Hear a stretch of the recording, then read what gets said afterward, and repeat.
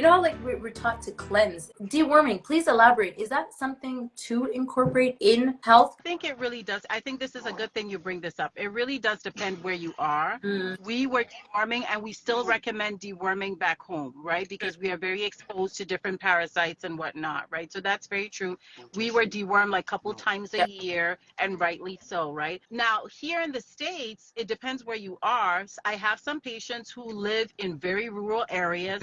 They are farmers. They are very often exposed. And so we do deworming protocols with them because they deworm their pets and their livestock, right? So when they're going through that, they go through it. It makes sense. Now, if you live in the city, I don't know that the exposure is the same. So I know we hear a lot about parasites right now, and I do think there's a role for parasites that can cause gut issues for sure, numerous issues, even skin issues. You have to know the person's situation. So as a GI doc, I always start by, okay, what was the exposure? Did you travel? Where do you live? Where's your water source? Where do you get water from? Did you go swimming in a lake or something? But if you live in the city, the likelihood that parasite is affecting your gut, less likely. You know what's probably affecting your gut? Processed foods.